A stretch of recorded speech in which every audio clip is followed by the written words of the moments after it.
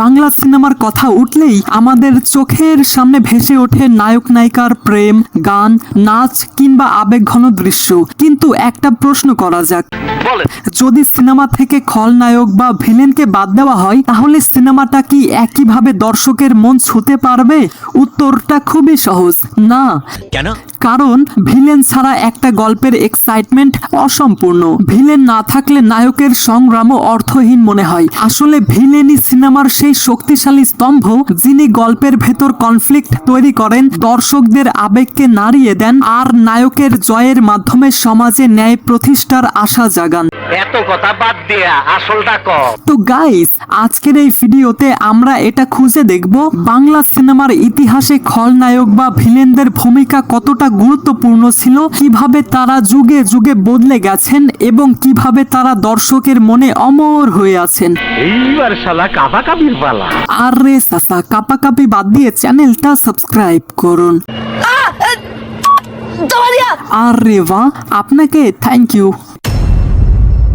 বাংলা সিনেমার সোনালী যুগ অর্থাৎ 60, 70 অথবা 80-র দশক, এই সময়কার ভিলেনরা শুধুমাত্র চরিত্রই নন, সমাজের অন্ধকার প্রতিচ্ছবিও ছিলেন। তখনকার সিনেমায় দেখা যেত অত্যাচারী জমিদার, লোভী মহাজন, ধূর্ত গ্রাম প্রধান কিংবা পরিবারের ভেতরে থাকা ষড়যন্ত্রকারী আত্মীয়। এটিএম শামসুজ্জামান, আনোয়ার হোসেন বা রাজ্জাকের বিপরীতে অভিনয় করা কিছু ভিলেন ছিলেন ভয়ঙ্কর অথচ দর্শক প্রিয়। তাদের ভিলেনই ছিল সরল কিন্তু অনেক বেশি শক্তিশালী। অর্থ, জমি, নারী বা ক্ষমতার জন্য যে কোনো কিছু করতে প্রস্তুত। আমি জানি এই ভিলেনদের উপস্থিতি গল্পকে করত আরো বেশি বাস্তবসম্মত, কারণ তখনকার দর্শকরা নিজের জীবনের কষ্ট, জমির লড়াই, মহাজনের সুদের চাপ বা ক্ষমতাবানদের অত্যাচারের প্রতিচ্ছবি দেখতেন সিনেমায়। নায়ক যখন ভিলেনকে হারাতেন, দর্শকদের মনে হতো একদিন আমাদের সমাজেও ন্যায় জিতবে। তাই ভিলেনরা শুধুমাত্র নেতিবাচক চরিত্রই নন,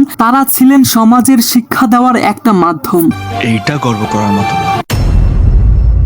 90-এর দশক এবং 2000 সালের শুরুর সময়টা ছিল বাংলা বাণিজ্যিক সিনেমার সব থেকে আলোচিত সময়। এই সময় ভিলেনদের রূপ সম্পূর্ণ বদলে যায়। তারা হয়ে ওঠেন অ্যাকশন হিরোর সমান শক্তিশালী, লাইক মিশা সওদাগর, মিজু আহমেদ, ডিপজল, আহমেদ শরীফ এবং আরো একটা ভিলেন ছিল যার চাপদারি ছিল, নাসির খান। হ্যাঁ, মনে পড়েছে, নাসির খান। এই সব অভিনেতারা শুধু ভিলেনই ছিলেন না, তারা নিজেরাও হয়ে উঠেছিলেন দর্শকের কাছে একজন হিরো। কি বলছেন আপনি? তাদের কণ্ঠস্বর, ডায়লগ ডেলিভারি, ভয়ঙ্কর হাসি আর শক্তিশালী উপস্থিতি দর্শকদের মধ্যে এক অন্যরকম এক্সাইটমেন্ট তৈরি করত।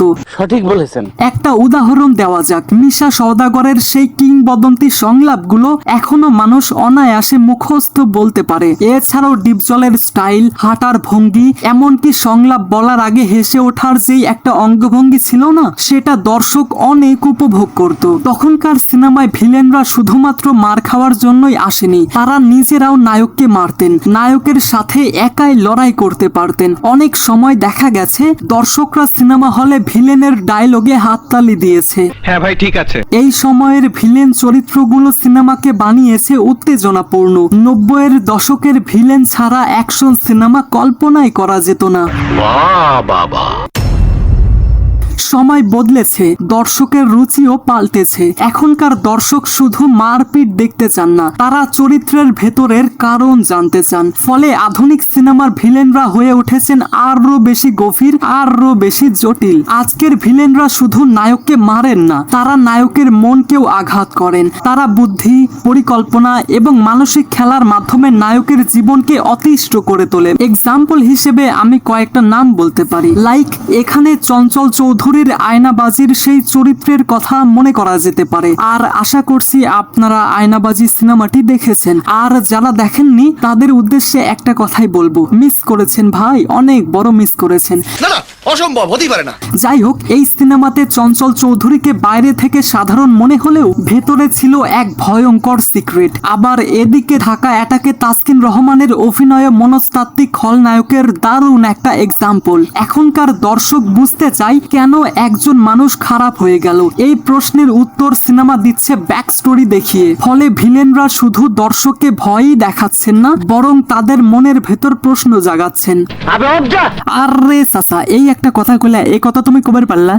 ওভারঅল সব মিলিয়ে বলা যায় বাংলা সিনেমায় খলনায়ক শুধু খারাপ চরিত্রই নন, তারাই আসল চালিকা শক্তি, যারা গল্পে এক্সাইটমেন্ট আনে, দর্শকের আবেগকে নাড়ায় এবং নায়কের বিজয়কে অর্থবহ করে তোলে। ভিলেন না থাকলে নায়কের সংগ্রামও থাকে না এবং পাশাপাশি দর্শকদের এক্সাইটমেন্টও থাকে না। তাই বলা যায় বাংলা সিনেমার প্রকৃত হিরো কে? এই প্রশ্নটা যদি এখন আপনাদেরকে করা হয় তাহলে উত্তরটা চলে আসবে নায়কের পাশাপাশি খলনায়কও, কারণ তারা না থাকলে আমাদের সিনেমা অসম্পূর্ণই থেকে যেত।